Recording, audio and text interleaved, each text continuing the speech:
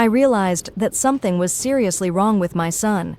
He kept touching my hand again and again, and the moment I relaxed, he slipped his fingers between mine. Never hurt me, Miles.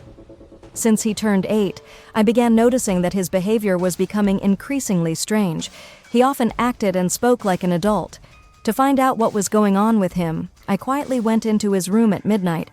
His body was twisting, he was making continuous unsettling movements, and speaking in a language I didn't understand. Shaking, I took out a recorder and captured it. He suddenly woke up and I pretended to be calm, asking if he had a bad dream. He said it wasn't bad at all, it was a pleasant one. The next day I told my husband everything.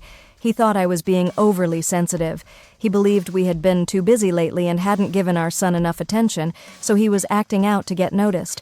We hired a nanny to spend time with him. During a game of hide-and-seek, the nanny finished counting and saw him still standing there motionless, thinking he simply hadn't had time to hide. She didn't notice the strange expression on his face. He hid in the basement, removed the light bulb, and deliberately made sounds to draw her in. The nanny saw that the light didn't work, and worried he might be in trouble, still went downstairs, when suddenly... After that, I questioned him. He put on an innocent expression and said he didn't know what had happened. He also said that it felt as if an unfamiliar man lived inside him, constantly struggling with him for control of his body. Realizing how serious this was, the next day I found a therapist, thinking it was just a psychological issue caused by stress. But when I played the doctor the recording of his nighttime murmuring, the doctor's face immediately changed.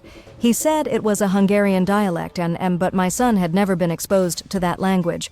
How could he speak something so foreign so fluently? The doctor translated the words, "Be quiet and stay where you are. Stop crying, or I'll make you see what real fear looks like." Hearing this, I felt my breath catch. The doctor suspected that 2 personalities might be living inside my son, and if we didn't intervene soon, the other one could take over completely. I thought it was too unbelievable and left. But when I returned home, I saw my son's face briefly take on the features of an adult man. I couldn't believe my eyes. When I came closer, the face vanished again, and I remembered the therapist's words about another presence living inside him. A chill ran down my spine. That night, something even worse happened. Before bed, he said he was afraid of the dark and wanted to sleep next to me.